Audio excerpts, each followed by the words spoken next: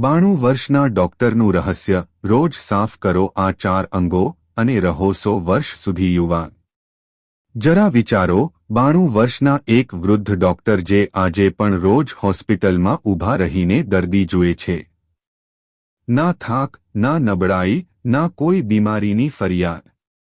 લોકોએ તેમને પૂછ્યું, ડોક્ટર સાહેબ, તમારી લાંબી ઉંમર અને તંદુરસ્તીનું રહસ્ય શું છે? તેમણે હસીને કહ્યું, દરરોજ મારા શરીરના આ 4 ભાગ સારી રીતે સાફ કરું છું અને આ જ છે મારી લાંબી ઉંમરનું રહસ્ય. મિત્રો, આજે હું તમને એ જ 4 રહસ્યો જણાવવાનો છું જે તમારી જિંદગી બદલી શકે છે. જો તમે તેને અપનાવો છો તો તમે પણ યુવાન બનીને રહી શકો છો, પછી ભલે ઉંમર કોઈ પણ હોય. નમસ્કાર મિત્રો, રાધે રાધે, જય શ્રી કૃષ્ણ, હર હર મહાદેવ.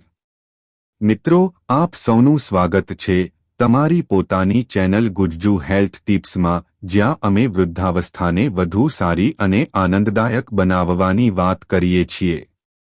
આ 4 અંગો વિશે જાણીએ તેના પહેલા મારી તમને એક નમ્ર વિનંતી છે કે જો તમે ચેનલ ઉપર નવા છો તો ચેનલને સબસ્ક્રાઇબ કરીને કોમેન્ટ બોક્સમાં જય માતા લક્ષ્મી અવશ્ય લખજો. અને તમારી કોઈ સમસ્યા હોય તો અમને કોમેન્ટ કરીને જરૂર જણાવજો. અમે તેના માટે પણ ઉપાય આપીશું. આજે હું તમને એક એવું રહસ્ય જણાવવાનો છું જેને સાંભળીને તમે કહેશો, અરે આ તો હું પણ કરી શકું છું.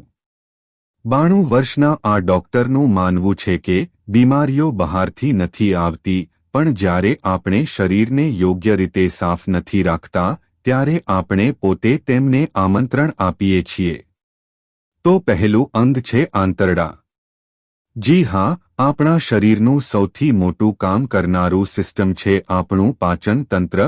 જો આંતરડા સાફ રહે તો આખું શરીર યોગ્ય ચાલે છે. લોહી સાફ રહે છે, સ્કિન પર ગ્લો આવે છે, મગજ તેજ રહે છે અને એનર્જી લેવલ હાઈ રહે છે. પણ આજકાલ કબજિયાત, ગેસ, એસિડિટી જેવી પરેશાનીઓ બહુ થઈ ગઈ છે. તેનાથી શરીરમાં ટોક્સિન્સ, ગંદકી જમા થાય છે અને ધીરે ધીરે આ રોગોમાં બદલાઈ જાય છે. જાડાપણું, ડાયાબિટીસ, સ્કિન પ્રોબ્લેમ્સ, ત્યાં સુધી કે ડિપ્રેશન પણ. મિત્રો, યાદ રાખો, જો તમારું પેટ રોજ સાફ નથી થઈ રહ્યું તો તમારા શરીરમાં દરરોજ ઝેર જમા થઈ રહ્યું છે. ડોક્ટર સાહેબની ફોર્મ્યુલા બહુ સરળ છે. સવારે ઉઠીને ખાલી પેટે 1 ગ્લાસ નવશેકું પાણી પીવો. તમે ઈચ્છો તો તેમાં લીંબુ નાખી શકો છો અથવા તો રાત્રે પલાળેલું ત્રિફળા સવારે પી શકો છો. રોજે લીલા શાકભાજી, સલાડ, મોસમી ફળ અને પૂરતું પાણી લો. અને સૌથી જરૂરી, રોજ ઓછામાં ઓછું 15 થી 20 મિનિટ વોક કરો. થોડા જ દિવસોમાં તમે મહેસૂસ કરશો કે પેટ હળવું રહેવા લાગશે, ચહેરા પર નિખાર આવશે અને દિવસભર થાક નહીં લાગે. બીજું અંગ ત્વચા. ડોક્ટર સાહેબ કહે છે, આપણી સ્કિન ફક્ત સુંદરતા માટે નથી. આ શરીરનું સૌથી મોટું અંગ છે. આ આપણા શરીરને બેક્ટેરિયાથી બચાવે છે, તાપમાન કંટ્રોલ કરે છે અને પરસેવા દ્વારા ટોક્સિન્સ બહાર કાઢે છે. પણ મોટા ભાગના લોકો સ્કિનની યોગ્ય દેખભાળ નથી કરતા. દિવસભર બહારની ધૂળ, પરસેવો અને પ્રદૂષણ આપણી ત્વચા પર જામી જાય છે. જો તેને સાફ ન કરવામાં આવે તો પોર્સ બંધ થઈ જાય છે. અને આ જ ગંદકી ધીરે ધીરે સંક્રમણ અને બીમારીઓનું કારણ બને છે. વિચારો, જો તમારા કપડાં ગંદા થઈ જાય તો તમે તરત ધોઈ નાખો છો, પણ સ્કિન પર જમેલી ગંદકી રોજ સાફ નથી કરતા. પરિણામે ધીરે ધીરે બીમારીઓ શરીરમાં ઘર બનાવી લે છે. તો સ્કિનને સાફ રાખવા માટે ડોક્ટર સાહેબના 3 ગોલ્ડન રૂલ્સ. નંબર 1, રોજે નહાવું જરૂરી છે. પણ ફક્ત પાણી નાખવું પૂરતું નથી, પણ હળવા સાબુ કે હર્બલ બોડી વોશથી આખા શરીરને ઘસો. નંબર 2, અઠવાડિયામાં એકવાર બોડી સ્ક્રબ કરો. ચણાનો લોટ, હળદર અને દહીંનું ઉબટન લગાવો અથવા માર્કેટનું કોઈ સ્ક્રબ ઉપયોગ કરો. તેનાથી ડેડ સ્કિન નીકળી જશે અને ત્વચા શ્વાસ લઈ શકશે. નંબર 3. મોઇશ્ચરાઇઝ કરવાનું ન ભૂલો. નહાયા પછી નાળિયેરનું તેલ, એલોવેરા જેલ કે કોઈ પણ હળવું મોઇશ્ચરાઇઝર લગાવો જેથી ત્વચા હાઇડ્રેટ રહે.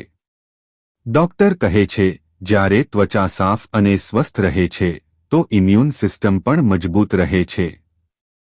એટલે કે ફક્ત નિખાર માટે નહીં પણ બીમારીથી બચવા માટે પણ સ્કિનની સફાઈ જરૂરી છે. યાદ રાખો, ચમકતી સ્કિન ફક્ત બ્યુટીની સાઇન નથી પણ હેલ્થનો અરીસો છે. જેટલી સાફ ત્વચા એટલું સાફ શરીર. તે ઉપરાંત જે લોકો વધારે પરસેવો કાઢે છે, જેમ કે ખેલાડી, મજૂર કે ગરમીમાં વધારે બહાર કામ કરવાવાળા લોકો, તેમણે દિવસમાં 2 વાર નહાવું જોઈએ. અને બાળકોથી લઈને વૃદ્ધો સુધી બધાએ રોજ સ્કિન સાફ કરવી જોઈએ જેથી ફંગલ ઇન્ફેક્શન, ખંજવાળ અને એલર્જીથી બચાવ થઈ શકે. ત્રીજું અંગ છે ફેફસા. ડોક્ટર સાહેબ કહે છે જો તમે રોજ તમારા ફેફસાની સફાઈ નથી કરતા તો ધીરે ધીરે શ્વાસ ટૂંકો થઈ જશે. કફ જામવા લાગશે અને શરીર ઓક્સિજનની અછતથી નબળું પડી જશે. ફેફસાની ગંદકીનું સૌથી મોટું કારણ છે ધૂળ, ધુમાડો, પ્રદૂષણ, કિચનનો ધુમાડો, ધૂપનો ધુમાડો અને સૌથી ખતરનાક સિગારેટનો ધુમાડો. આ બધા મળીને ફેફસાની કોશિકાઓ પર થર બનાવી દે છે અને શ્વાસ લેવાની ક્ષમતા ઘટવા લાગે છે. ધ્યાન આપો, જો તમે દરરોજ સાફ હવા નથી લઈ રહ્યા તો તમારા ફેફસા અંદરને અંદર ગુંગળાઈ રહ્યા છે. અને જ્યારે તમને ખબર પડશે ત્યાં સુધી બહુ મોડું થઈ ચૂક્યું હશે. તો ફેફસાની સફાઈ માટે ડોક્ટર સાહેબનો સરળ ઉપાય. નંબર 1. સવારમાં તાજી હવામાં જાઓ. જો પાર્ક કે છત પર પણ ઊભા રહીને 10 મિનિટ ઊંડા શ્વાસ લો તો ફેફસા ખુલી જાય છે. નંબર 2. પ્રાણાયામ કરો. અનુલોમ વિલોમ, કપાલભાતિ અને ભસ્ત્રિકા પ્રાણાયામથી ફેફસામાં જમેલી ગંદકી ધીરે ધીરે બહાર નીકળે છે. નંબર 3. પોતાને ધુમાડાથી બચાવો. જો સ્મોકિંગ કરો છો તો તરત છોડો. અને રસોડામાં કામ કરતી વખતે ચીમની કે એક્ઝોસ્ટ ફેનનો ઉપયોગ કરો. ડોક્ટર જણાવે છે કે ફેફસા જ તમારા શરીરની ઘડિયાળ છે. જેટલા ઊંડા શ્વાસ એટલી લાંબી ઉંમર. એટલા માટે રોજ ફેફસાની કસરત કરવી એવું જ છે જેમ તમે તમારી ઉંમર વધારી રહ્યા હો. યાદ રાખો, શ્વાસ જ જિંદગી છે. જો આ અટકી ગઈ તો કંઈ નહીં બચે. તો આજથી જ ફેફસાની સફાઈ શરૂ કરીએ. તે ઉપરાંત હળદરવાળું દૂધ, આદુમધ અને વરાળ લેવી પણ ફેફસા સાફ કરવામાં મદદ કરે છે. શરદી ઉધરસમાં પણ આ ઉપાય કારગર છે. હવે ચોથું અને છેલ્લું અંગ છે મુખ અને જીભ. ડોક્ટર સાહેબ કહે છે જેટલી સફાઈ શરીરની બહાર જરૂરી છે એટલી જ સફાઈ મોઢાની અંદર પણ જરૂરી છે. જો તમારું મોઢું સાફ નથી તો બેક્ટેરિયા સીધા પેટમાં જાય છે અને પાચન ખરાબ કરી દે છે.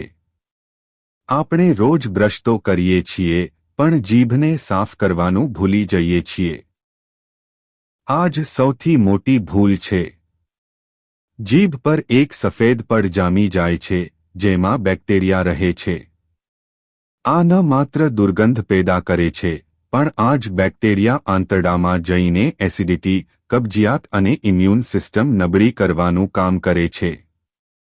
મિત્રો યાદ રાખો, જો જીભ ગંદી છે તો શરીર ગંદુ છે. અને જ્યાં સુધી જીભ સાફ નથી ત્યાં સુધી તબિયત પણ સાફ નથી. તો રોજ સવારે અને રાત્રે ટંગ ક્લીનરથી જીભ સાફ કરો. બ્રશ કર્યા પછી થોડા મીઠા કે માઉથ વોશથી કોગળા કરો. ડોક્ટર કહે છે જો તમે આદત પાડી લેશો તો ન માત્ર મોઢાની દુર્ગંધ ખતમ થશે પણ પાચન તંત્ર પણ સારું થશે. ધ્યાન રાખો, નાનકડી જીભની ગંદકી મોટા મોટા રોગોને આમંત્રણ આપે છે અને આ કામ ફક્ત 10 સેકન્ડનું છે. મિત્રો, આ 4 અંગોની રોજ સફાઈ કરવાનો અર્થ છે આંતરડા સાફ, ત્વચા સાફ, ફેફસા સાફ અને મોઢું સાફ, અને આ જ છે 92 વર્ષના ડોક્ટરની લાંબી ઉંમરનું રહસ્ય. તેમણે કહ્યું, જ્યારે શરીર સાફ રહેશે તો લોહી પણ સાફ રહેશે, મગજ પણ સાફ રહેશે, અને જિંદગી પણ સાફ સુથરી અને લાંબી હશે.